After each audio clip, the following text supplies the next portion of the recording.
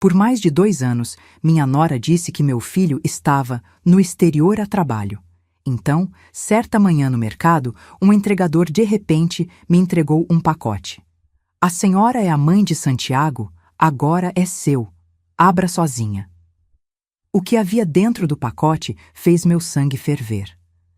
Eu estava no corredor de produtos de limpeza quando minha vida inteira desmoronou. Era uma terça-feira comum, daquelas em que você acorda sem imaginar que em poucas horas nada mais fará sentido. O mercado estava cheio, aquele zum-zum-zum de carrinhos batendo, crianças chorando, ofertas sendo anunciadas no alto-falante. Eu segurava uma garrafa de amaciante, lavanda, o cheiro que Santiago sempre gostou nas roupas desde pequeno, quando senti um toque no meu ombro. A senhora é Estela? Estela Oliveira? Virei. Um rapaz jovem, uniforme de entregador, segurava uma caixa de papelão do tamanho de uma caixa de sapatos, sem logotipo, sem identificação. Apenas meu nome escrito à mão com caneta preta. Sou eu, sim. Minha voz saiu incerta. A senhora é a mãe de Santiago Oliveira? Os olhos dele estavam vermelhos, como se tivesse chorado recentemente. Meu coração disparou. Sim, sou a mãe dele. Por quê? Aconteceu alguma coisa? Ele engoliu seco, estendeu a caixa. Isso é seu. Ele pediu para eu entregar, mas abra sozinha, tá? Sozinha. Antes que eu pudesse perguntar qualquer coisa, ele já estava indo embora, apressado, quase correndo entre as prateleiras. Fiquei ali, parada, segurando aquela caixa leve demais para conter qualquer objeto normal. Algo dentro dela chacoalhava suavemente. Meus dedos tremiam quando rasguei a fita adesiva. Dentro, um saquinho de veludo cinza, uma carta dobrada e uma certidão. Peguei a certidão primeiro, sem entender. As letras dançavam na minha frente. Li. Reli. Meus joelhos fraquejaram. Certidão de óbito. Santiago Oliveira. Data do falecimento: 14 de agosto de 2022. 2 anos atrás. 2 anos atrás. O amaciante escorregou da minha mão e explodiu no chão, espalhando aquele cheiro adocicado de lavanda por todo lado. As pessoas olharam. Eu não me importei. Abri o saquinho de veludo com as mãos tremendo tanto que quase deixei cair. A aliança de casamento de Santiago. Aquela que eu vi ele colocar no dedo no dia do casamento, com lágrimas nos olhos, prometendo amar Camila até que a morte os separasse. Só que a morte já tinha separado. Há 2 anos. E ninguém tinha me contado. Desdobrei a carta. A letra era dele. Reconheci na mesma hora. Aquelas letras inclinadas, meio tortas, que ele nunca conseguiu melhorar mesmo depois de adulto. Mãe, se você está lendo isso, é porque Mateus cumpriu a promessa. Eu deveria ter mandado antes, mas sempre achei que tinha mais tempo. Sempre achei que conseguiria consertar as coisas antes de você descobrir como tudo estava desmoronando. Camila não é quem você pensa. As dívidas, as mentiras, os gastos. Eu tentei esconder de você porque sabia que a decepcionaria. Tentei ser o filho que você merecia, mas falhei. Estou exausto, mãe. Exausto de trabalhar 16 horas por dia para pagar coisas que eu nem quis. Exausto de fingir que está tudo bem. Quero me separar. Preciso me separar. Mas tenho medo de como isso vai afetar você, de como ela vai reagir, de como... A carta terminava ali, cortada, inacabada, como a vida dele. Sentei no chão gelado do mercado, entre cacos de vidro e lavanda derramada, e chorei. Chorei como não chorava desde que enterrei meu marido, 12 anos atrás. Chorei pela despedida que nunca tive, pelo abraço que nunca dei, pelas conversas que nunca aconteceram. Chorei porque durante 2 anos inteiros eu sorri. Fiz almoços. Comprei presentes de aniversário para uma nora que sabia, que sempre soube, que meu filho estava morto. E ela me olhou nos olhos, domingo após domingo, e mentiu. E se você acha que essa foi a pior parte, você ainda não sabe de nada. Se essa história mexeu com você tanto quanto mexeu comigo ao vivê-la, inscreva-se no canal. Porque o que vem a seguir vai te mostrar até onde uma mentira pode chegar quando ela veste a roupa do luto e sorri na sua cara. Deixa eu te contar quem eu era antes daquele pacote destruir tudo. Meu nome é Estela Oliveira. Tenho 67 anos. E durante 65 deles, eu acreditei que trabalho duro e amor incondicional eram suficientes para construir uma vida digna. Fui casada com Renato por 32 anos. Ele morreu de um infarto fulminante enquanto consertava o chuveiro do banheiro. Foi rápido, disseram os médicos. Ele não sofreu, mas eu sofri. Durante meses, aquela casa ecoava com um silêncio que doía nos ossos. Santiago era meu único filho, meu tudo. Eu tinha perdido 3 gestações antes dele vingar. 3 vezes senti aquela dor de segurar a esperança nas mãos e vê-la escorrer entre os dedos. Quando Santiago nasceu, em uma madrugada de março com chuva batendo na janela da maternidade, eu jurei que faria dele um homem bom. Não rico, não famoso, apenas bom. E ele era. Santiago tinha aquele jeito calmo de resolver problemas, sabe? Quando era criança e os amigos brigavam no futebol, ele era quem sentava todo mundo em círculo até fazer as pazes. Virou advogado porque queria defender gente que não tinha voz. Trabalhava num escritório pequeno, ganhava bem, mas nunca se importou com essas coisas de carro importado ou roupa de marca. Eu tinha minha confeitaria artesanal. Nada grandioso. Um espaço alugado de 40 metros quadrados no bairro, onde eu fazia tortas sob encomenda. Torta holandesa, torta de limão, pavê de maracujá. Minha especialidade era um bolo de cenoura com cobertura de chocolate meio amargo, que virou lenda na região. Trabalhava sozinha, acordava às 5 da manhã para ter tudo pronto para o almoço. Ganhava o suficiente para viver com dignidade, pagar minhas contas, guardar um pouco. Nunca fui rica. Mas também nunca fui de passar necessidade. Quando Santiago me apresentou Camila, 5 anos atrás, eu quis gostar dela. Juro que quis. Ela era bonita, daquele jeito que faz você perceber que ela sabe exatamente o poder que tem. Cabelo liso e comprido, sempre cheirando a perfume caro. Um tal de Chance que ela fazia questão de dizer que era importado. Usava roupas justas, salto alto até para ir na padaria. Sorria pouco e, quando sorria, não chegava nos olhos. Mãe, ela é incrível. É administradora. Trabalha com consultoria de imagem. Ela vai me ajudar a crescer profissionalmente. Santiago disse naquela primeira vez, segurando a mão dela como quem segura algo frágil. Eu sorri. Abracei. Fingi não perceber que ela me cumprimentou com 2 beijinhos no ar, sem encostar o rosto no meu. O casamento foi pequeno, só família próxima. Camila queria algo íntimo e sofisticado, segundo ela. Buffet caro, flores importadas, fotógrafo que cobrou R$ 8.000 só pelas imagens. Santiago pagou tudo. Eu ajudei com R$ 3.000. Era o que eu tinha guardado naquele ano. No dia do casamento, eu usei um vestido rosa claro simples que comprei numa loja do centro. Camila usou um vestido de noiva que custou R$ 15.000. Lembro que ela comentou, na frente das madrinhas, que, pelo menos a sogra teve bom senso de não usar nada chamativo. Fingi que não ouvi. E então veio o presente. A casa.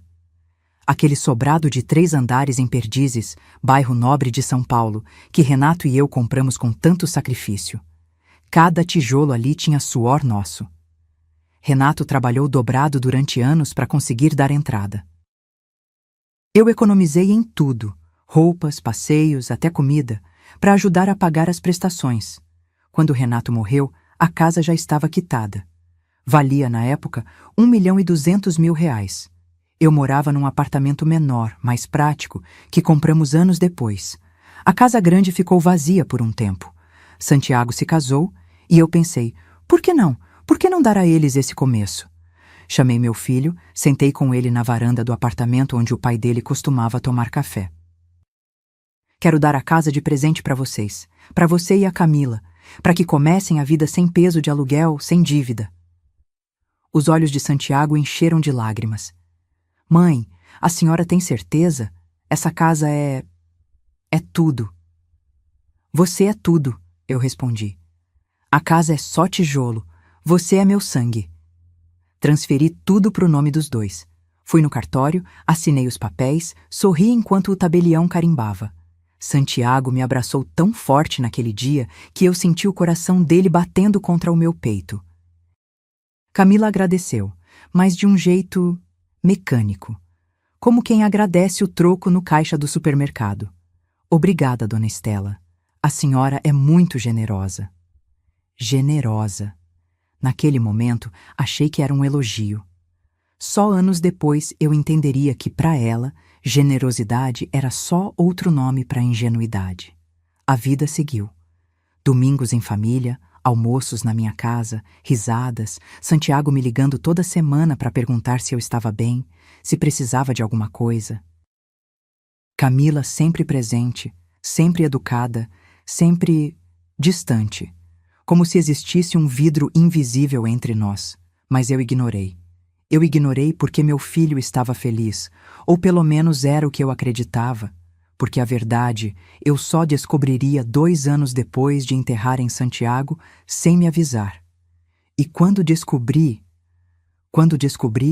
percebi que aquela casa que dei de presente tinha se tornado o palco da maior traição que eu poderia imaginar. A ligação chegou numa quinta-feira, às 9 da noite. Eu estava na cozinha, terminando de lavar a forma de uma torta de morango que tinha feito para uma cliente. O telefone tocou, e quando vi o nome dela na tela, estranhei. Camila nunca me ligava, era sempre Santiago quem fazia contato. Alô, Camila, tudo bem? A voz dela saiu diferente, trêmula, como se estivesse segurando um choro. Dona Estela, eu preciso contar uma coisa. O Santiago, ele embarcou. Meu estômago gelou. Embarcou? Embarcou para onde? Dubai. Ela fungou. Uma proposta apareceu do nada, consultoria jurídica internacional. Um escritório enorme, especializado em contratos de petróleo. Eles ofereceram R$45 mil por mês, dona Estela. 45 mil. E ele teve que embarcar hoje mesmo de emergência. O voo saiu às 6 da tarde. R$45 mil por mês, consultoria internacional, Dubai. Meu filho, que sempre trabalhou com causas pequenas, defendendo gente comum, de repente virando consultor de petróleo? Mas ele nem se despediu de mim. Minha voz saiu fraca, quase infantil. Como assim embarcou sem falar comigo? Eu sei. Camila suspirou fundo. Foi tudo tão rápido, dona Estela. Eles ligaram ontem de madrugada, disseram que precisavam de alguém com urgência, que o advogado anterior teve um problema de saúde. Santiago ficou em dúvida, mas eu disse: amor, essa é a chance da nossa vida. A gente nunca mais vai ter uma oportunidade dessas. Ela pausou e continuou com aquela voz de quem está contando algo doloroso. Ele tentou ligar para a senhora antes de embarcar. Tentou 3 vezes. Mas não conseguiu completar a ligação. Acho que o celular dele estava com problema. Aí ele me pediu, me fez jurar que eu cuidaria da senhora enquanto ele estivesse fora. Foram as últimas palavras dele antes de passar pela porta de embarque. Cuida da minha mãe, Camila. Ela é tudo para mim. Meus olhos arderam. Santiago tinha tentado ligar. 3 vezes. Eu tinha ido ao cinema naquela tarde com uma amiga da confeitaria. Deixei o celular no modo silencioso. Quando voltei, não tinha nenhuma chamada perdida. Mas eu não questionei. Por quê? Porque eu queria acreditar. Porque uma mãe sempre quer acreditar no melhor. E quando ele volta? Minha voz tremia. O contrato é de 2 anos, dona Estela. 24 meses. Ela respirou fundo. Eu sei que é muito tempo. Eu também estou sofrendo. Mas pensa no futuro que a gente vai poder ter com esse dinheiro.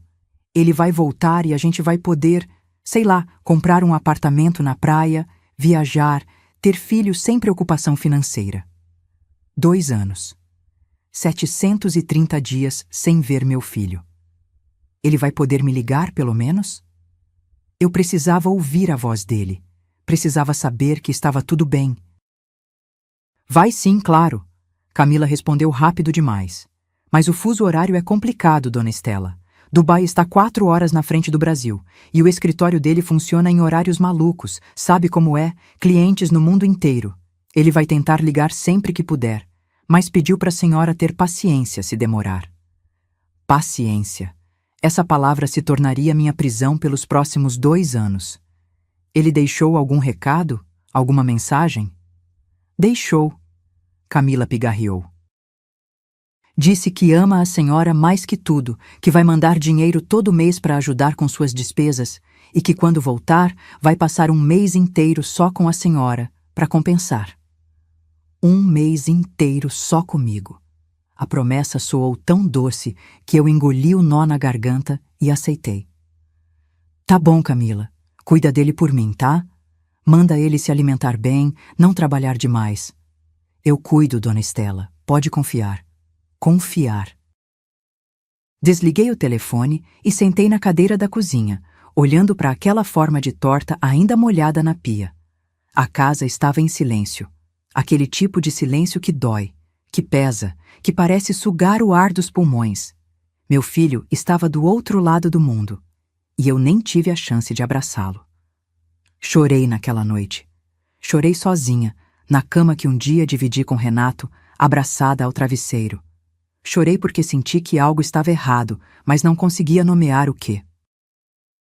Era uma sensação pequena, aguda, como um espinho fincado bem no fundo do peito.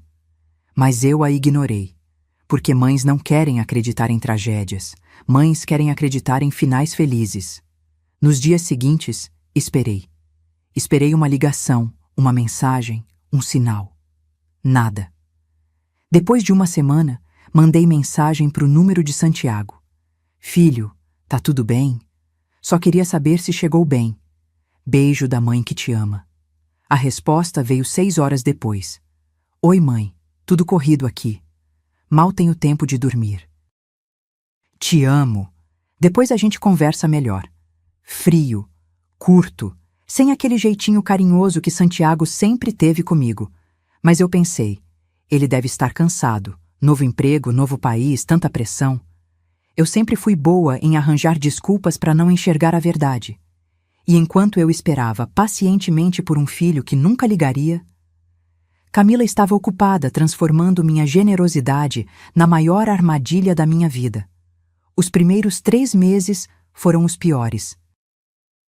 Eu acordava toda manhã olhando para o celular, esperando uma notificação que nunca chegava. Ligava para o número de Santiago e caía direto na caixa postal. Mandava mensagens que eram respondidas dias depois, sempre com a mesma frieza mecânica. Desculpa, mãe, muito trabalho.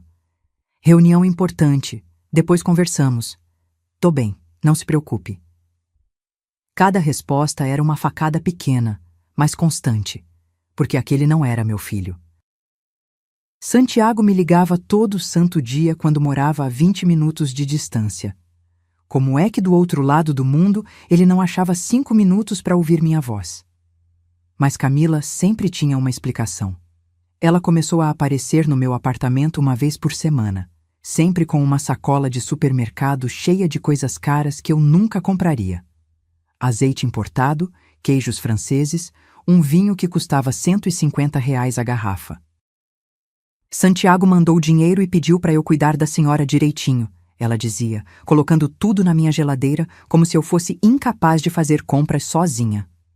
Eu agradecia, porque recusar seria ofender meu filho, né? Seria dizer que eu não acreditava nele. Mas tinha algo nos olhos dela, um brilho, como se ela estivesse se divertindo com tudo aquilo.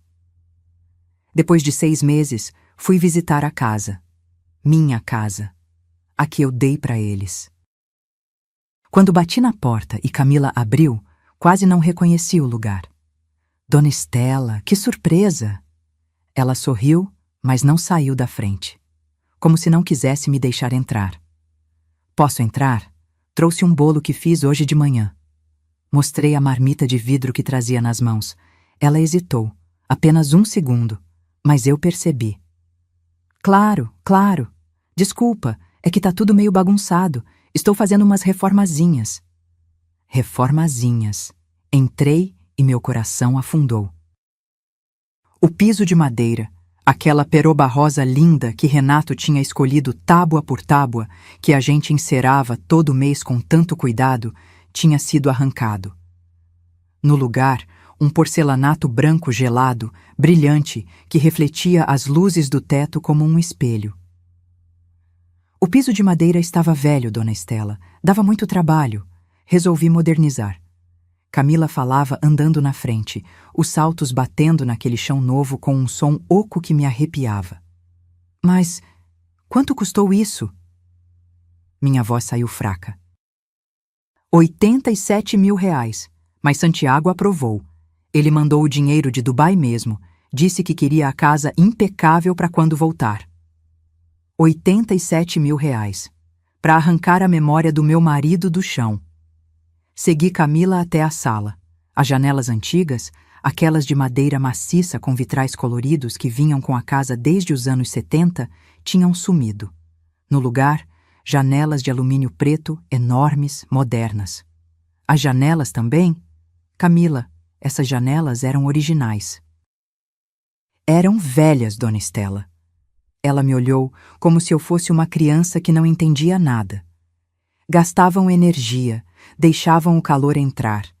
Essas novas custaram 43 mil reais, mas são térmicas, economizam na conta de luz. Santiago pensou em tudo. 43 mil reais. Santiago pensou em tudo. Mas aquele não era o jeito dele de pensar. Santiago amava a história, amava coisas antigas. Ele nunca arrancaria aqueles vitrais. Então Camila me levou para o quintal.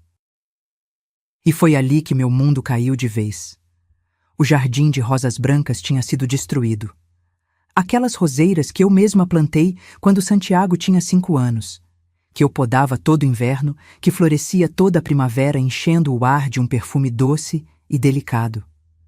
Renato me pediu em casamento naquele jardim. Santiago deu seus primeiros passos entre aquelas flores. Tudo destruído. No lugar, uma piscina.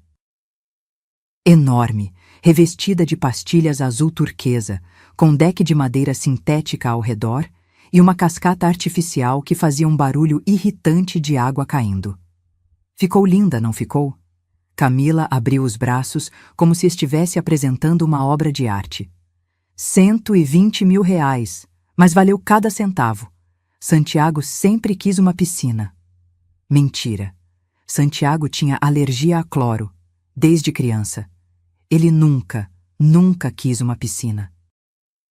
Fiquei ali, parada, olhando para aquele buraco azul onde antes tinha terra, raízes, vida. Senti as lágrimas queimando, mas não deixei cair. Não ia dar esse gosto para ela. O dinheiro de Dubai deve estar sendo muito bom, né? Minha voz saiu cortante. Ah, está ótimo. Camila sorriu. Ele está fazendo o que sempre quis, dar uma vida confortável para mim, para o nosso futuro. Futuro, nosso. Ela nem me incluía mais. Fui embora 10 minutos depois, fingindo uma dor de cabeça. Não comi o bolo que levei.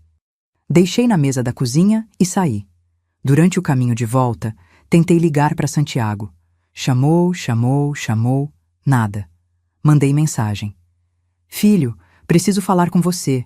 É importante. Por favor, me liga. A resposta veio no dia seguinte. Mãe, tá tudo bem? Tô em uma fase muito corrida. Camila tá cuidando de tudo aí? Se for sobre a casa, confia nela. Ela sabe o que tá fazendo. Confia nela. Li aquelas palavras umas 10 vezes, tentando encontrar o meu Santiago ali. Tentando sentir o calor dele, o carinho dele. Não encontrei nada. Só depois, muito depois, quando abri aquela certidão de óbito no mercado, eu entenderia. Aquela mensagem não era dele. Nenhuma delas era. E enquanto eu implorava para falar com um fantasma, Camila gastava a herança do meu filho como se fosse um prêmio. E o pior ainda estava por vir. Foi no 10º mês que Camila cruzou a linha. Eu estava na confeitaria, finalizando uma encomenda de pavê de doce de leite para um aniversário de 50 anos, quando ela apareceu sem avisar. Bateu na porta de vidro com aquela unha postiça comprida, vermelha, fazendo um barulho irritante. Dona Estela, precisamos conversar.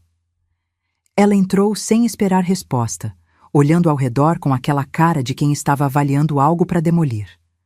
O avental que eu usava estava sujo de chocolate. Minhas mãos, cheias de farinha. Eu devia estar com cara de cansada. Eram 6 da manhã e eu já estava ali desde as 5. Senta, Camila. Quer um café? Não, obrigada. Ela puxou uma cadeira, cruzou as pernas, suspirou como quem vai dar uma notícia ruim. Dona Estela, eu venho observando a senhora e estou preocupada. Preocupada. Aquela palavra que vira arma quando sai da boca errada. Preocupada com o quê? Com esse ritmo que a senhora leva. Ela gesticulou pela confeitaria. Acordar todo dia às 5 da manhã, ficar horas em pé, carregar peso, lidar com fornecedor, cliente. Uma mulher da sua idade não deveria se esforçar tanto. Uma mulher da minha idade. Eu tinha 65 anos, não 90. Eu gosto do que faço, Camila. Isso aqui me mantém viva. Eu sei, eu sei. Ela inclinou a cabeça para o lado, com aquele sorrisinho condescendente. Mas pensa comigo. Santiago está ganhando muito bem em Dubai. Ele deixou dinheiro mais que suficiente para a senhora viver tranquila. Por que continuar com esse sacrifício? Sacrifício. Como se o trabalho que me dava orgulho fosse um fardo. Não é sacrifício. É minha vida. Camila suspirou de novo, como uma mãe cansada tentando explicar algo óbvio para uma criança teimosa. A senhora já pensou em vender isso aqui? Ou pelo menos alugar para alguém mais jovem tocar? Com o dinheiro que tirasse, podia descansar, viajar, aproveitar a vida. Não precisa provar nada para ninguém, Dona Estela.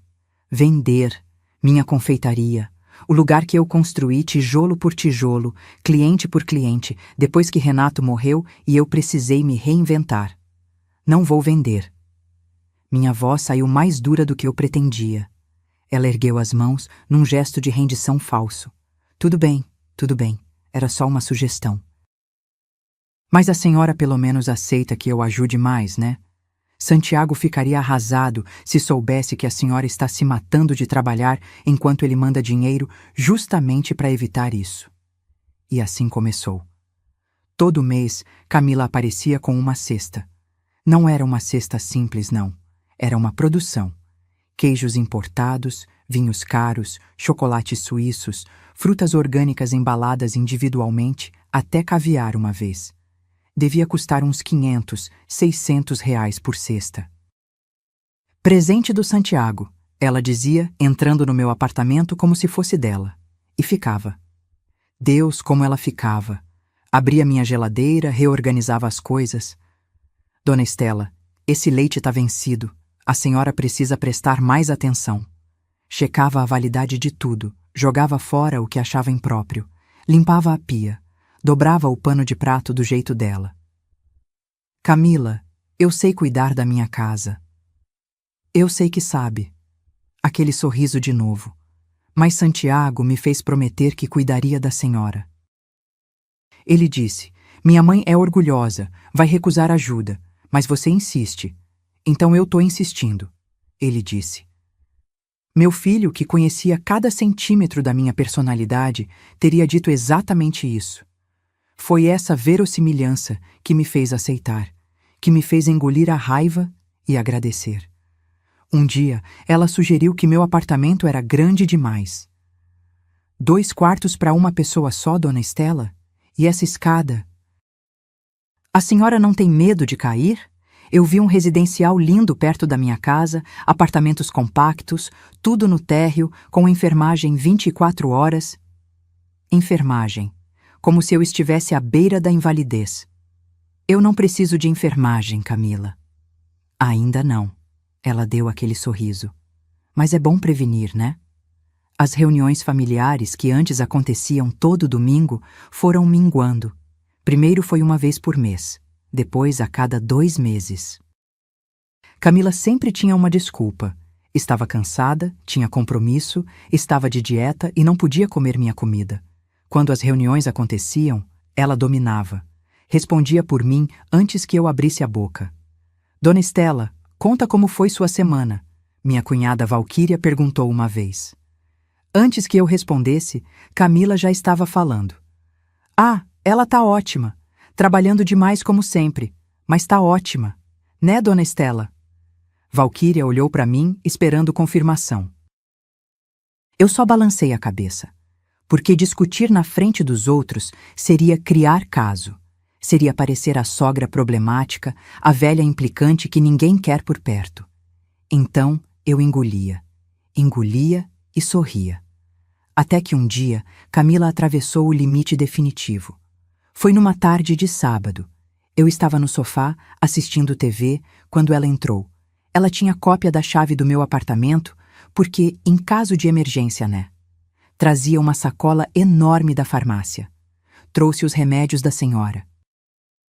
Despejou tudo na mesa de centro. Vitaminas, ômega 3, complexo B, colágeno, remédio para pressão. Camila, eu não tomo remédio para pressão. Minha pressão é normal. Por enquanto. Ela abriu uma das caixas. Mas na sua idade é questão de tempo. O médico que eu consultei disse que é bom tomar como preventivo. Que médico? Eu nem fui em consulta. Ah, eu fui por você. Expliquei sua rotina, sua alimentação. Ele fez essa receita. Mostrou um papel com uma letra rabiscada que eu nem conseguia ler. É para seu bem, Dona Estela. Santiago pediu para eu cuidar da senhora direitinho. Cuidar. Aquela palavra que antes soava como carinho, agora me enojava. Eu não vou tomar remédio que não preciso. Os olhos dela endureceram por um segundo. Apenas um. Mas eu vi. A senhora é muito teimosa, sabia?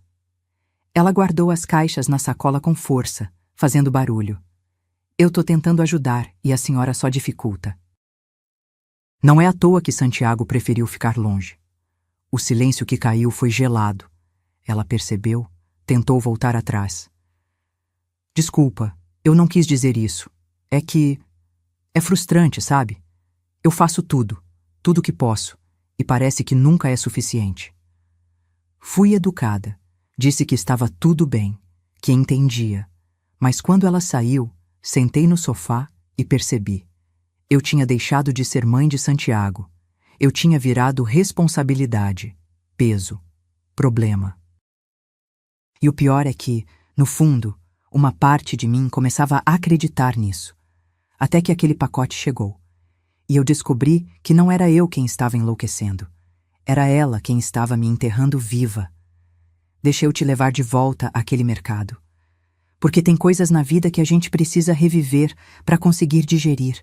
E aquele momento foi quando minha vida se dividiu em duas, antes de saber e depois de saber.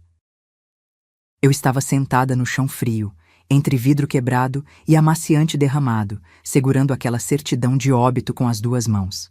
As letras continuavam as mesmas, não importava quantas vezes eu piscasse. Santiago Oliveira, falecido em 14 de agosto de 2022. Causa: traumatismo craniano decorrente de acidente automobilístico. Traumatismo craniano. Acidente automobilístico. Meu filho tinha morrido batendo um carro, e ninguém tinha achado necessário me contar. Peguei a carta de novo, aquela carta escrita com a letra torta dele, e li devagar. Cada palavra era uma lâmina. Mãe, se você está lendo isso, é porque Mateus cumpriu a promessa. Mateus. Eu conhecia Mateus, melhor amigo de Santiago desde o colegial. Aquele garoto magro e tímido que vivia lá em casa jogando videogame, comendo tudo que eu punha na mesa. Eu deveria ter mandado antes, mas sempre achei que tinha mais tempo. Lágrimas começaram a cair no papel, borrando as palavras.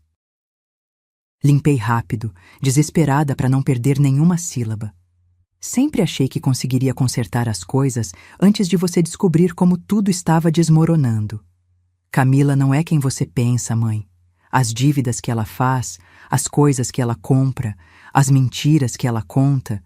Eu tentei esconder de você porque sabia que ficaria decepcionada comigo. As dívidas que ela faz, as mentiras que ela conta. Meu Deus! Eu trabalho 16 horas por dia tentando pagar tudo.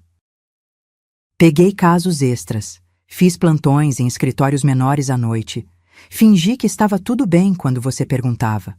Mas estou exausto, mãe. Exausto de fingir.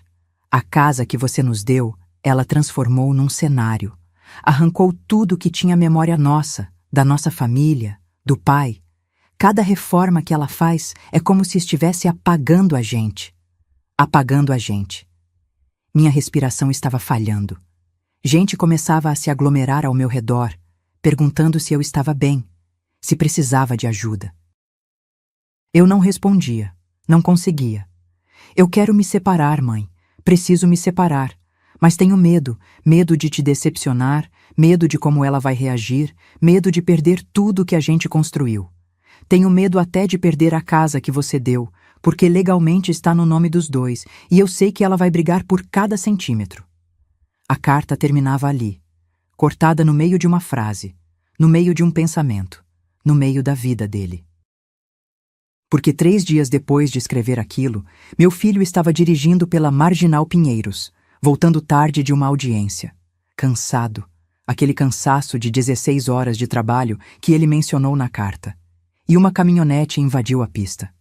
Foi instantâneo, dizem. Ele não sofreu. Mas eu sofri. Deus, como eu sofri. Porque durante 2 anos, 730 dias, eu acordei todas as manhãs achando que meu filho estava vivo. Mandei mensagens para o fantasma dele. Esperei ligações que nunca viriam. Aceitei presentes dele pelas mãos de uma mulher que o viu morrer e escolheu ativamente me manter na ignorância. Uma funcionária do mercado se agachou ao meu lado. Senhora, a gente pode chamar alguém? A senhora tem família? Família. Que palavra cruel naquele momento. Meu filho, eu consegui dizer entre soluços. Meu filho morreu e ninguém me contou. A mulher ficou pálida, não sabia o que dizer.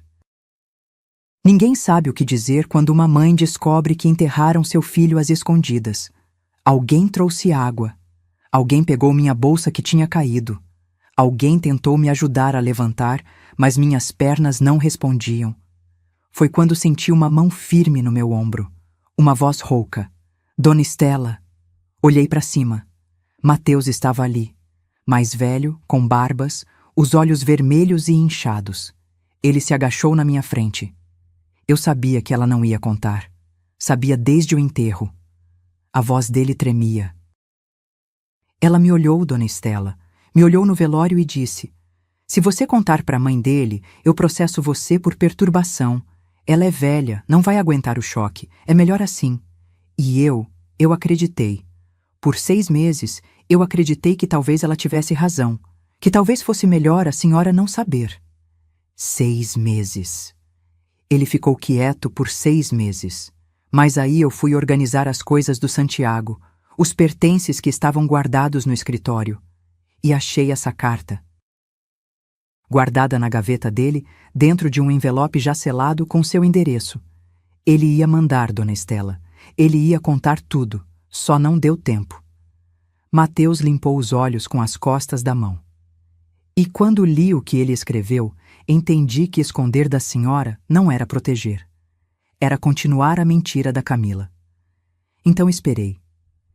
Esperei a senhora sair de casa, segui até aqui e entreguei. Porque a senhora merece saber. Merece chorar ele. Merece enterrar ele de verdade. Enterrar ele de verdade. Eu nem sabia onde meu filho estava enterrado. Onde ele está, Mateus? Onde enterraram meu filho? Cemitério da Paz, Dona Estela. Setor C, quadra 12. Ela escolheu um jazigo simples, barato. Nem placa com o nome direito ele tem. Só um número. Um número. Meu Santiago, reduzido a um número numa parede de concreto. Mateus me ajudou a levantar. Me levou até o estacionamento. Me colocou no meu carro e dirigiu. Não sei como ele sabia onde eu morava, mas dirigiu. Ficou comigo até eu parar de tremer. Antes de ir embora, ele colocou um cartão na minha mão. Eu sou advogado agora, dona Estela. Formei na mesma turma que o Santiago. Se a senhora precisar de ajuda, para qualquer coisa, eu tô aqui. Eu devia ter feito isso antes, devia ter sido mais corajoso, mas agora eu vou fazer o que for preciso para ajudar a senhora a recuperar o que é seu. Olhei para o cartão. Mateus Ferreira da Costa, advogado, direito de família e sucessões. E foi naquele momento, segurando aquele pedaço de papel, que a dor começou a se transformar em outra coisa. Raiva. Raiva fria, calculada, mortal. Porque Camila tinha me roubado a despedida. Tinha me roubado o luto. Tinha me roubado 2 anos de paz que eu nunca mais teria de volta. E agora? Agora ela ia descobrir que roubar de uma mãe tem preço. E eu ia cobrar cada centavo dessa dívida. Tem uma coisa sobre dor que ninguém te conta. Ela pode te paralisar ou te afiar. Como uma faca que você pode virar contra si mesma ou usar para cortar as cordas que te prendem. Eu escolhi a segunda opção. Nos 3 dias seguintes àquele pacote, não liguei para Camila. Não respondi às mensagens dela perguntando se eu estava bem, se precisava de alguma coisa. Deixei no vácuo, proposital, porque pela primeira vez em 2 anos eu tinha controle. Eu sabia de algo que ela não sabia que eu sabia. E isso me dava poder. Liguei para Mateus na manhã de sábado.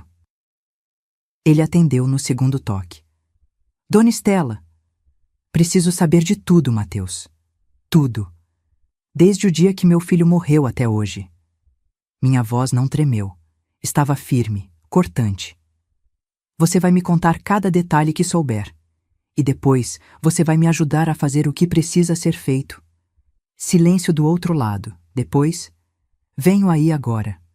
Mateus chegou com uma pasta cheia de documentos. Sentamos na mesa da minha cozinha, a mesma onde Santiago fazia lição de casa quando criança, e ele abriu tudo na minha frente. Santiago morreu às 23h42 do dia 14 de agosto de 2022. Mateus falava devagar, como quem pisa em vidro. Estava voltando de uma audiência em Santo André, processo trabalhista de um cliente que não podia pagar quase nada, mas o Santiago topou porque a causa era justa. Sempre foi assim. Sempre foi assim. Eu mordi o lábio para não chorar. A caminhonete invadiu a pista. O motorista estava bêbado, fugiu do local, nunca foi pego. Mateus respirou fundo. O Santiago foi levado para o Hospital das Clínicas, mas chegou sem vida. Chamaram a Camila porque ela era a esposa, contato de emergência. Ela foi sozinha, reconheceu o corpo sozinha, organizou tudo sozinha. E o velório? Foi num domingo de manhã, pequeno. Ela avisou só parentes distantes, alguns colegas do escritório. Disse que era o que o Santiago teria querido, algo discreto, sem alarde. Mateus abriu outra pasta. Cremação. As cinzas foram colocadas num nicho no Cemitério da Paz. Ela pagou pelo mais barato, R$ 600 por ano de manutenção. R$ 600 por ano, para guardar tudo o que sobrou do meu filho. E o dinheiro, Mateus? Ela falou que ele estava em Dubai ganhando 45 mil por mês. De onde vinha o dinheiro que ela gastava? Mateus deslizou uma folha na minha direção. Seguro de vida, R$ 850 mil. O Santiago tinha feito quando casou. Colocou ela como beneficiária. É padrão. Ele apontou outros números. Pensão da OAB, R$ 3.200 por mês, que ela recebeu por 18 meses antes de parar. Vendeu o carro dele, um Civic 20 e 21, por 95 mil. Sacou o FGTS dele, 28 mil. Somando tudo, ela tinha acesso a mais de R$ 1 milhão. R$ 1 milhão. Dinheiro que ela usou para reformar minha casa. Comprar roupas, joias, vinhos, cestas caras para fingir que estava cuidando de mim. E tem mais. Mateus hesitou. O Santiago tinha ações, herança que o seu Renato deixou para ele. Umas ações da Petrobras, Vale, Itaú, valiam em torno de R$ 200.000. Ela vendeu tudo 3 meses depois da morte dele. Não declarou na inventário. Pegou o dinheiro e desapareceu com ele. Isso é ilegal? Completamente. Chama-se sonegação de bens da herança. Se for provado, ela pode ser obrigada a devolver em dobro, além de responder criminalmente. Anotei tudo num caderno. Cada número, cada data, cada crime. Ela tá namorando? Minha voz saiu calma. Perigosamente calma. Mateus piscou, surpreso com a pergunta. Como a senhora sabe? Eu não sabia, mas mulher que gasta R$ 1 milhão em 2 anos e fica cada vez mais arrumada, não tá guardando luto sozinha. Mateus quase sorriu. A senhora tá certa. O nome dele é Gregório Amaral. Dono de uma concessionária de carros importados na Zona Sul. 52 anos, divorciado, sem filhos. Conheceu a Camila numa festa 6 meses atrás. Eles estão noivos. Noivos. 6 meses de namoro e já noivos. Ele sabe que o marido dela morreu? Sabe. Mas ela contou uma versão diferente. Disse que o Santiago tinha morrido de câncer, que foi um processo longo e doloroso, que ela cuidou dele até o fim. Viúva dedicada, sabe? Tipo que comove. Viúva dedicada. A mulher que nem colocou uma placa decente no túmulo do meu filho se vendia como esposa devota. Fiquei em silêncio por um tempo. Mateus respeitou, até que perguntei: a casa que eu dei para eles, como funciona legalmente? Mateus abriu um sorriso pequeno, esperançoso. Isso é a parte boa, dona Estela, muito boa. Ele puxou uma escritura antiga. Quando a senhora transferiu a casa para o Santiago e para Camila, o tabelião incluiu uma cláusula de reversão. É padrão em doações para casais jovens sem filhos. Diz assim: em caso de falecimento de um dos donatários sem deixar descendentes diretos, o bem retorna ao patrimônio do doador. Ler aquilo 3 vezes. Isso significa que a casa volta para a senhora. Legalmente. Santiago morreu sem filhos. A cláusula se ativa automaticamente. Camila só está morando lá porque ninguém acionou a reversão ainda. Mateus bateu o dedo no papel. Mas se a senhora entrar com o processo, ela vai ter que devolver. Tudo. A casa inteira. Senti algo esquentar no peito. Não era alegria. Era justiça tomando forma. Quanto tempo demora? Depende. Se ela não contestar, uns 4 meses. Se contestar, pode ir para 1 ano, mas com a documentação certa a senhora ganha, tenho certeza. Passei os dedos naquela escritura. A assinatura do Renato estava ali, meio tremida porque ele já não enxergava bem quando assinou. Minha assinatura do lado. E embaixo, a cláusula que eu nem lembrava de ter lido. Uma proteção que eu não sabia que tinha. Mateus, eu quero que você prepare tudo. Ação de reversão de doação, ação por sonegação de bens. Tudo que puder ser usado contra ela, você usa. Olhei nos olhos dele. Mas eu não quero que ela saiba ainda. Quero que seja uma surpresa. Quando? Pensei. Calculei.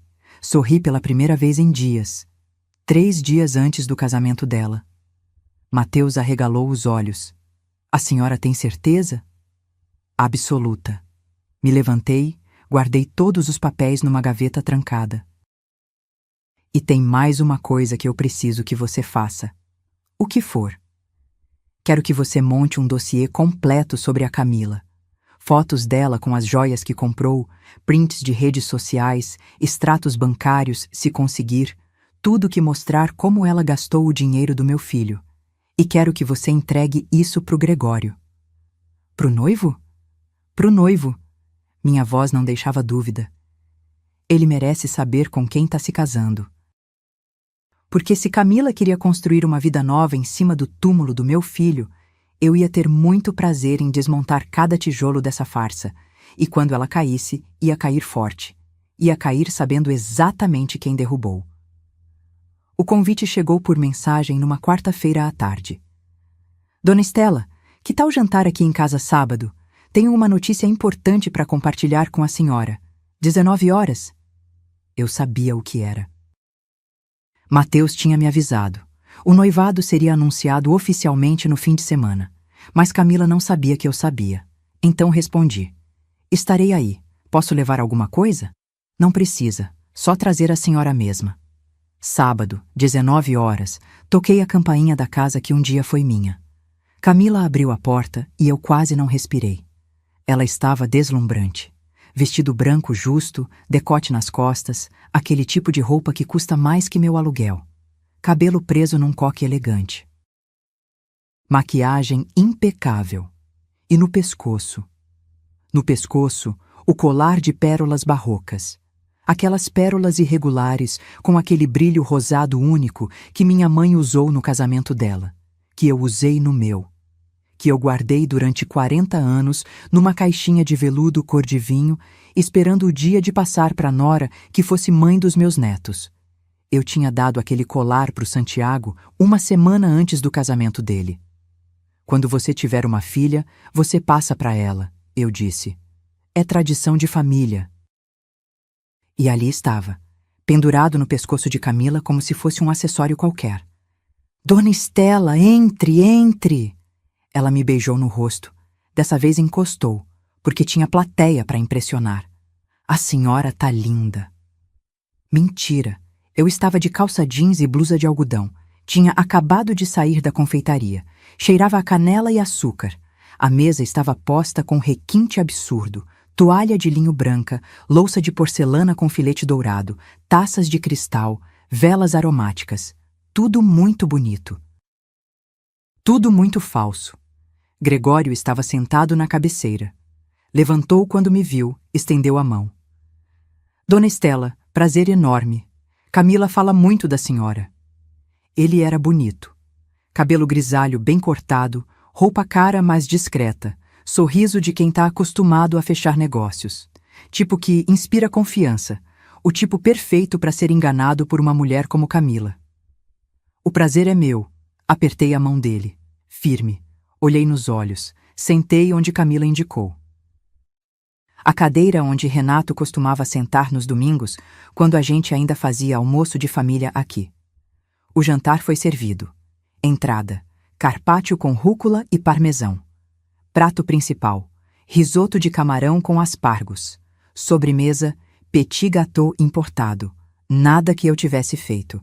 Tudo encomendado de restaurante chique. Camila e Gregório conversavam sobre viagem que iam fazer para Cancún, sobre reforma que ele queria fazer na cobertura dele, sobre carro novo que ela tinha test drive naquela semana, uma BMW conversível, R$180 mil. Eu comia em silêncio, observando. Cada gesto dela, cada sorriso dele, cada mentira disfarçada de futuro. E então, entre a sobremesa e o café, Camila bateu a colher na taça. Tim, tim, tim. Dona Estela, o motivo do jantar é esse. Ela segurou a mão de Gregório sobre a mesa. Nós ficamos noivos. Fingiu surpresa. Sério? Que maravilha! Sei que pode parecer rápido, Camila continuou, tocando no colar. Naquele meu colar. Mas quando você perde alguém que ama, aprende que a vida é curta demais para desperdiçar. Santiago me ensinou isso. Santiago me ensinou isso. Ela ousou. Ousou usar o nome do meu filho morto para justificar o circo que estava armando. O casamento vai ser em 3 meses, Gregório completou sorrindo. Cerimônia pequena, só família próxima, mas gostaríamos muito que a senhora estivesse lá. A Camila me disse que a senhora é como uma mãe para ela. Como uma mãe. Engoli o café que estava amargo, queimando. Vou adorar ir. Menti com perfeição. Camila se levantou, foi até o aparador, voltou com um envelope. Dona Estela, eu sei que a senhora não gosta de aceitar ajuda, mas agora que vou casar de novo, quero ter certeza que tá tudo bem com a senhora. Colocou o envelope na minha frente. São R$3 mil, para a senhora usar com o que quiser, roupas novas, um curso, uma viagem pequena, sei lá. Abri o envelope. 6 notas de R$500, novinhas, R$3 mil, Esmola, a mulher que estava morando na minha casa de 1.200.000, que tinha gastado 850.000 do seguro de vida do meu filho, que tinha escondido 200.000 em ações, que tinha vendido o carro dele por 95.000. Essa mulher estava me oferecendo 3.000 reais como se fosse caridade. Eu não posso aceitar isso, Camila. Por favor. Ela segurou minha mão. As unhas dela, feitas em gel, arranharam minha pele de leve. Deixe eu fazer isso. Pelo Santiago. Ele ia querer que eu cuidasse da senhora. Pelo Santiago. Olhei para ela, para as pérolas no pescoço dela, para o sorriso dela, para os olhos dela que não tinham uma gota de remorso, e então fiz a coisa mais difícil que já fiz na vida. Sorri. Tá bom. Obrigada, Camila. Você é muito generosa. Guardei o envelope na bolsa. Ela praticamente brilhou de satisfação. Sabia que a senhora ia entender. A gente precisa se ajudar, né? Família é isso. Família. Tomei o resto do café. Agradeci pelo jantar. Abracei Gregório e desejei felicidades. Beijei Camila no rosto e disse que estava muito feliz por ela. Cada mentira saía mais fácil que a anterior. Quando cheguei em casa, às 22 horas, liguei para Mateus. Ela acabou de cavar a própria cova e nem percebeu, eu disse. O que aconteceu? Me deu 3.000 reais, na frente do noivo. Disse que era para cuidar de mim porque o Santiago ia querer. Respirei fundo. Protocola tudo segunda-feira, Mateus. Ação de reversão, ação de sonegação, tudo. E o dossiê pro Gregório você entrega terça-feira. Terça? Mas o casamento é sábado. Eu sei. Minha voz estava firme como aço. 4 dias antes. Tempo suficiente para ele cancelar. Tempo suficiente para ela entrar em pânico. Silêncio do outro lado. Depois. A senhora tem certeza que quer fazer isso? Olhei para o envelope em cima da mesa. Para as notas que ela me deu como se eu fosse mendiga. Para o colar que ela roubou. Para a casa que ela tomou. Para os 2 anos de mentira que ela construiu. Nunca tive tanta certeza de nada na vida. Porque Camila tinha cometido um erro fatal. Ela confundiu minha bondade com fraqueza. Meu silêncio com aceitação. Minha dor com derrota. E agora? Agora ela ia aprender que a pior vingança não é a que grita. É a que espera. Calma. Calculada. Até o momento perfeito de atacar. Segunda-feira, 9 da manhã, Mateus protocolou as ações. Eu estava na confeitaria quando ele me ligou. Feito, dona Estela. Ação de reversão de doação por cláusula contratual e ação de apuração de sonegação de bens da herança. Ambas protocoladas na vara de família. O oficial de justiça deve notificar a Camila até quinta-feira. Quinta-feira. 2 dias antes do casamento. E o dossiê para o Gregório? Vou entregar pessoalmente amanhã. Marquei às 10 da manhã na concessionária dele. Disse que era sobre um assunto delicado envolvendo a noiva. Ele aceitou te receber? Homens de negócios sempre aceitam quando você menciona assunto delicado. Eles têm medo de surpresas. Mateus pausou. Dona Estela, a senhora tem certeza que quer ir até o fim? Ainda dá tempo de... Mateus, minha voz cortou a dele. Meu filho morreu há 2 anos. Eu perdi 2 anos de luto. 2 anos de paz. Ela transformou meu presente numa armadilha, meu amor em ferramenta, minha dor em piada. Então sim, vou até o fim. E se eu pudesse, ia mais longe ainda.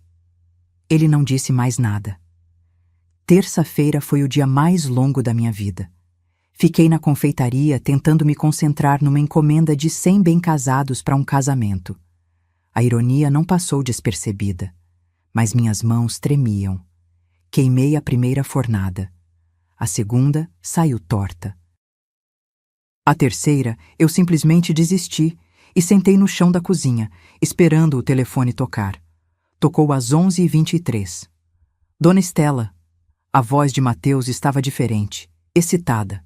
Acabei de sair da reunião com o Gregório. Meu coração disparou. E mostrei tudo.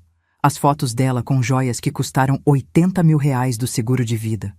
Os extratos bancários mostrando a venda das ações não declaradas. Os prints das redes sociais onde ela aparecia em restaurantes caros toda semana, viajando para Gramado, Búzios, até para a Argentina. Tudo nos últimos 18 meses. Mateus respirou. Mostrei também os comprovantes das reformas da casa. Porcelanato de 87 mil. Janelas de 43 mil. Piscina de 120 mil. Tudo pago com dinheiro do Santiago. E ele? Como reagiu? Ficou branco. Completamente branco. Mateus soltou uma risada curta, sem humor.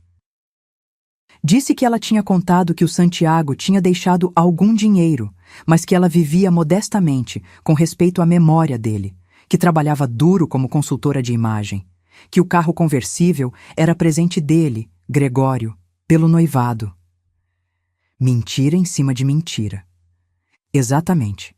Mostrei para ele que o carro tinha sido comprado com transferência da conta da Camila, 3 semanas antes de conhecê-lo. Ela só deixou ele achar que tinha dado de presente. Fechei os olhos. Ele cancelou? Não na hora. Pediu uma cópia de tudo. Disse que precisava pensar com calma. Mas, Dona Estela, eu vi nos olhos dele. Aquilo acabou. Homem com orgulho ferido assim não volta atrás. Ótimo. Minha voz saiu gelada. Agora é só esperar a notificação chegar. Quinta-feira, 16h40. Eu estava em casa quando recebi a mensagem de Mateus. Oficial de justiça confirmou a entrega da notificação às 15h32. Ela assinou o recebimento. Imaginei a cena. Camila abrindo a porta, toda arrumada, talvez voltando de algum salão de beleza para se preparar para o casamento. O oficial estendendo o envelope oficial, com o brasão do tribunal estampado. Ela abrindo. Lendo. Ação de reversão de doação. Requerente, Estela Maria Oliveira. Ação de apuração de sonegação de bens da herança. Requerido, Camila Andrade Oliveira. Imaginei o sangue sumindo do rosto dela. As mãos tremendo. A certeza desmoronando. O telefone tocou às 17h12. Era ela. Deixei tocar 4 vezes antes de atender. Alô? O que é isso? A voz dela saiu esganiçada, histérica. O que a senhora está fazendo, Dona Estela? Fiquei em silêncio, apenas respirando, deixando o pânico dela crescer. A senhora está me processando? A casa? A senhora quer a casa de volta? Ela estava chorando agora, ou fingindo que estava. Depois de tudo que eu fiz pela senhora, depois de como eu cuidei da senhora esses 2 anos. Cuidou. Aquela palavra de novo. Camila. Minha voz saiu baixa, perigosa. Você cuidou de mim? Ou você me usou como álibi para sua mentira? Silêncio mortal do outro lado. Porque é engraçado, né? Você cuidou de mim enquanto gastava R$ 850.000 do seguro de vida do meu filho. Enquanto reformava minha casa com dinheiro que era dele. Enquanto escondia 200 mil em ações que ele deixou. Eu não escondi nada. Aquele dinheiro era meu por direito. Eu era esposa dele. Esposa que não teve coragem de me avisar que ele tinha morrido. Minha voz subiu pela primeira vez. 2 anos, Camila. Você me deixou acreditar que ele estava vivo por 2 anos. Mandou mensagens fingindo ser ele. Me deu presentes dele. Me tratou como idiota. Ela começou a soluçar de verdade agora. Eu achei que seria melhor assim, que a senhora não aguentaria o choque. Mentira. Cortei seco. Você escondeu porque sabia que se eu soubesse, ia questionar a herança, ia questionar a casa, ia questionar tudo. Então preferiu me manter na ignorância enquanto construía sua vidinha nova em cima do túmulo do meu filho. A senhora não entende? Eu sofri também. Eu perdi ele também. Você perdeu? Ri. Uma risada amarga, cortante. Você tá noiva, Camila.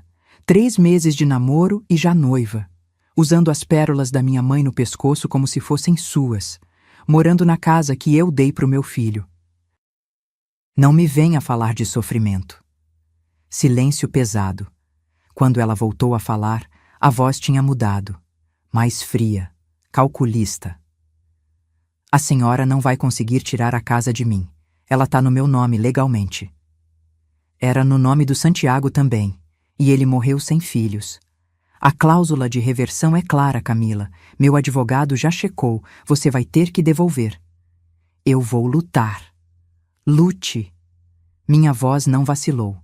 Vai gastar todo o dinheiro que roubou em advogado e, no final, vai perder do mesmo jeito. Ela desligou na minha cara. Sábado chegou. O casamento não aconteceu. Mateus me ligou às 10 da manhã. Gregório cancelou. Mandou uma mensagem para a família dele dizendo que surgiram questões inesperadas sobre o caráter da noiva. E foi só o começo, porque quando você tira o chão de quem construiu castelos em areia, o desabamento é lindo de se ver. 6 meses. Foi o tempo que levou para a justiça fazer o que era certo. Camila tentou lutar. Contratou um advogado caro, daqueles de terno italiano e pasta de couro. Contestou a ação de reversão, alegando que tinha feito benfeitorias na casa, que merecia indenização pelas reformas. Mateus destroçou o argumento em 2 páginas. Benfeitorias pressupõem melhoria do imóvel. A requerida destruiu elementos históricos e afetivos da propriedade. Piso de madeira nobre original, janelas com vitrais de época, jardim centenário, substituindo-os por materiais padronizados sem autorização da proprietária original. Não há benfeitoria. Há vandalismo autorizado por posse indevida. O juiz concordou. Na ação de sonegação de bens, a coisa foi ainda mais rápida. As ações que ela vendeu e não declarou estavam registradas em nome do Santiago. A transferência foi feita 3 dias após a morte dele, quando legalmente ela deveria ter aberto o inventário primeiro. Crime configurado. A sentença veio numa terça-feira chuvosa de março. Julgo procedente a ação de reversão de doação. Determino a imediata devolução do imóvel situado à Rua Cardoso de Almeida, 847, à requerente Estela Maria Oliveira.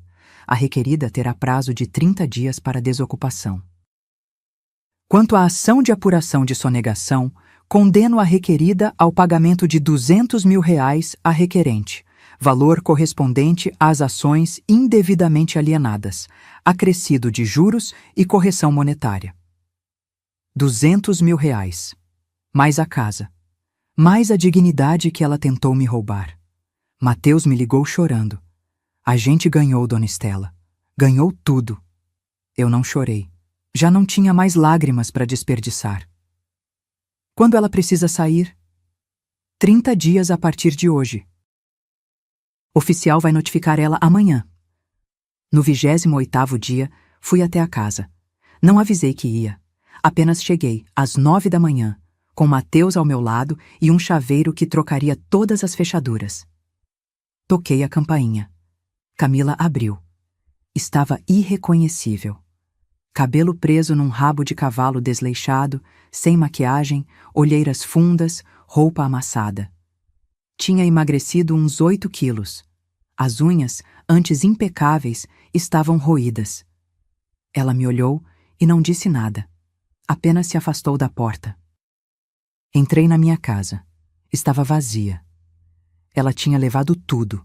Móveis, quadros, tapetes, até as cortinas. Só ficaram a piscina que não dava para arrancar e o porcelanato colado no chão. Levei o que era meu, ela disse, a voz morta. O resto é seu. Caminhei pelos cômodos vazios. Cada passo ecoava naquele espaço oco. Subi as escadas.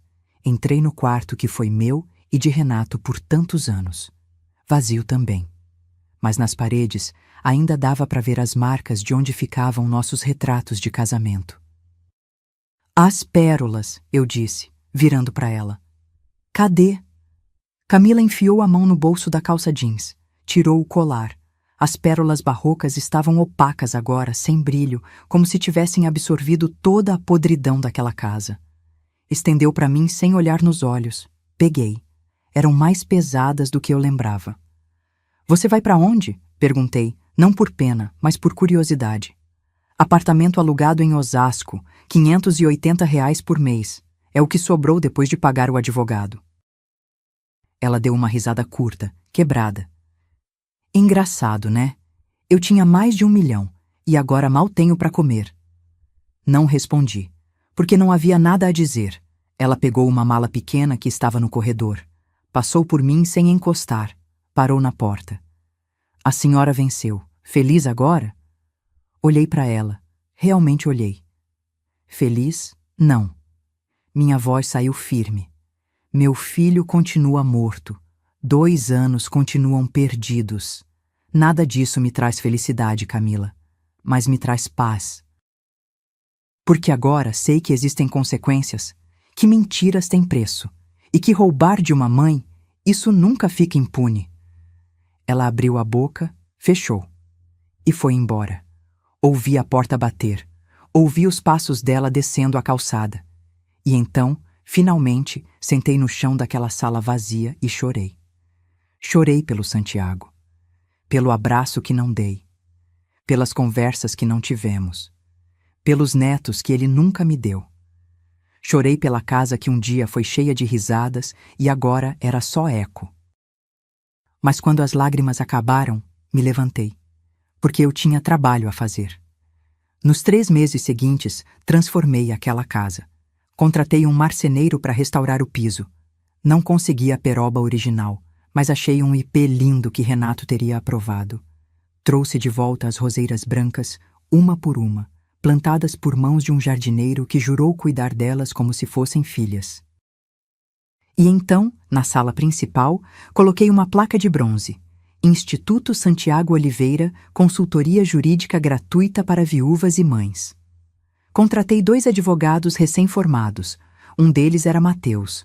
Consegui parceria com a OAB e abrimos as portas. Hoje, 6 mulheres trabalham lá todo dia, atendendo outras mães que perderam filhos e estão sendo enganadas por noras, por genros, por parentes que acham que dor é sinônimo de fraqueza. Na parede do corredor, coloquei fotos de Santiago. Desde bebê até o último retrato profissional que ele tirou, de terno azul marinho, sorrindo daquele jeito torto que sempre teve. E no meu criado mudo, em casa, guardo 3 coisas. A aliança dele, numa caixinha de veludo cinza. A carta incompleta, em moldura simples.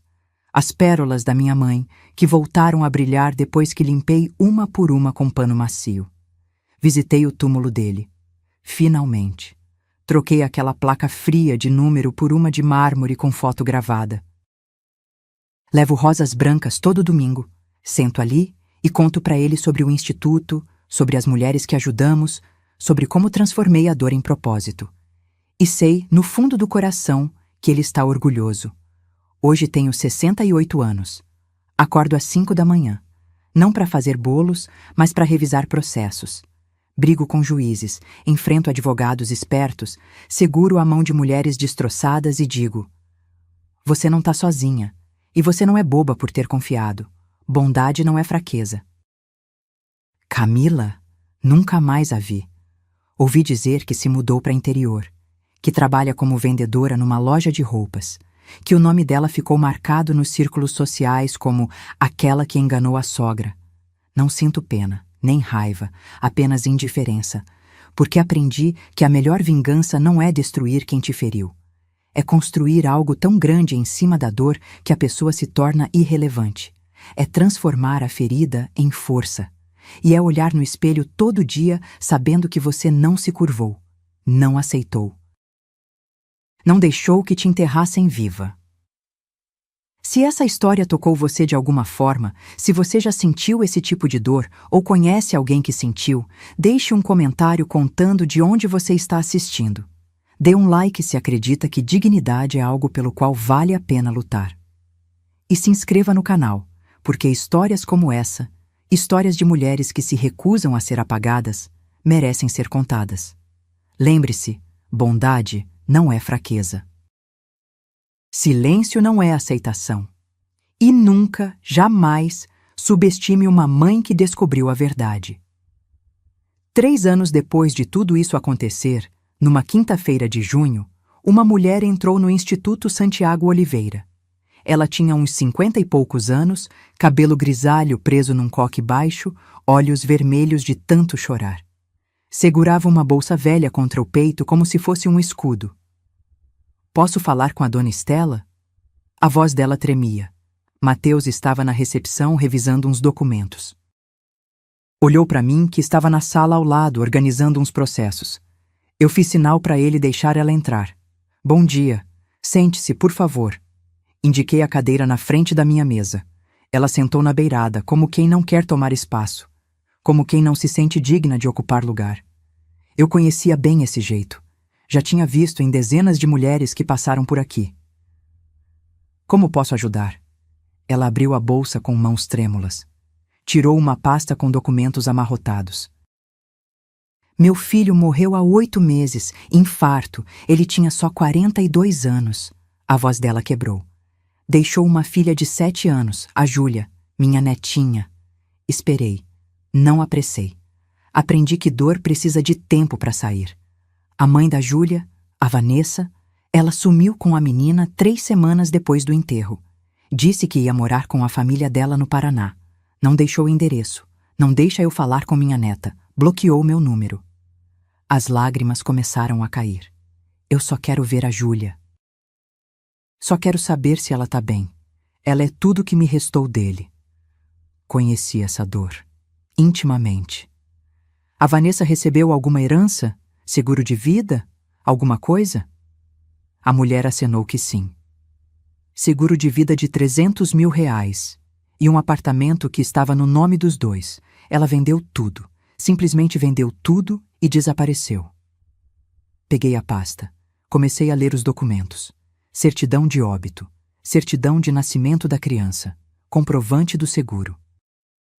Fotos da netinha. Uma menina morena de tranças, sorriso banguela, usando um vestido amarelo. "A senhora tem direito de convivência com sua neta", eu disse. "Isso é garantido por lei. A Vanessa não pode simplesmente cortar o vínculo de vocês." Mas ela disse que eu era velha demais, que ia passar coisa errada para a menina, que eu só ia fazer a Júlia sofrer lembrando do pai. A mulher cobriu o rosto com as mãos. "E se ela tiver razão? E se eu só vou machucar minha neta?" Levantei da cadeira. Contornei a mesa. Sentei na cadeira ao lado dela. "Me escuta bem." Minha voz saiu firme, mas gentil. "Você não machuca sua neta amando ela. Você não machuca lembrando ela de quem era o pai dela. Memória não é dor. É amor que continua existindo mesmo depois que a pessoa parte." Ela me olhou com aqueles olhos cheios de desespero. "Eu perdi meu filho também", eu disse. E durante 2 anos fui impedida de fazer meu luto. Impedida de visitá-lo. Impedida até de saber que ele tinha partido. Respirei fundo. "Não vou deixar que façam isso com você. Não com sua neta. Porque criança precisa conhecer de onde veio. Precisa saber que é amada. E você tem todo o direito de estar na vida dela." A mulher agarrou minha mão. Apertou com força. "A senhora vai me ajudar?" "Vou." Olhei nos olhos dela. "Vamos encontrar sua neta. Vamos garantir seu direito de visita. E vamos fazer isso de um jeito que a Júlia saiba que tem uma avó que nunca desistiu dela." Levou 4 meses. 4 meses de investigação, de buscas, de processos. Mas encontramos a Vanessa. Ela estava morando em Londrina, tinha aberto uma loja de roupas infantis com o dinheiro do seguro. Quando a intimação chegou, ela tentou alegar que a avó não tinha condições emocionais de conviver com a criança. Mateus foi na audiência comigo. Apresentou laudos, testemunhas. Provas de que aquela avó era saudável, lúcida, trabalhadora, era faxineira num hospital, acordava às 4 da manhã há 25 anos. O juiz determinou visitas mensais e ordenou que a Vanessa fornecesse telefone e endereço para contato. 3 semanas depois, a avó voltou ao instituto, dessa vez sorrindo. Trazia a netinha pela mão. A menina de tranças e vestido amarelo, agora um pouco maior, Olhava tudo com curiosidade. Dona Estela, essa é a Júlia. Júlia, faz continência pra tia. A menina acenou timidamente. Eu me abaixei na altura dela. Oi, Júlia. Sabia que sua vovó é a mulher mais corajosa que eu conheço? Os olhinhos dela brilharam. É verdade? Verdade. Ela atravessou um estado inteiro só para poder te ver, porque vovó que ama de verdade não desiste nunca. A menina olhou para a avó, e então fez algo que me partiu e consertou ao mesmo tempo. Abraçou as pernas dela com força. Eu também te amo, vó. A avó chorou. Eu chorei. Até Mateus, que era durão, limpou os olhos discretamente. Quando elas foram embora, fiquei ali na janela olhando. A avó segurava a mão da netinha. Caminhavam devagar pela calçada, conversando, rindo. E percebi que era para isso. Tudo que passei, toda a dor que suportei, toda a luta que enfrentei, era para chegar aqui, para conseguir olhar para outra mãe, para outra avó e dizer: eu passei por isso, sobrevivi, e você também vai. Santiago não voltaria. Os 2 anos perdidos não voltariam. Mas cada mãe que eu ajudava era um pedaço dele que continuava vivo. Cada avó que reencontrava um neto era a justiça que eu não consegui ter se multiplicando em outras vidas. Essa é a verdade que aprendi. Dor compartilhada não diminui pela metade. Ela se transforma. Vira ponte, vira abrigo, vira mão estendida no escuro. Hoje, quando acordo às 5 da manhã, não é mais para chorar. É para lutar. Porque descobri que a única vingança que realmente importa não é contra quem te feriu. É a favor de quem ainda pode ser salvo. E enquanto eu tiver força, enquanto esse instituto tiver portas abertas, nenhuma mãe vai precisar descobrir sozinha que seu filho morreu. Nenhuma avó vai ser roubada do direito de amar. Essa é minha promessa. Em memória de Santiago, em honra de todas nós que nos recusamos a ser apagadas.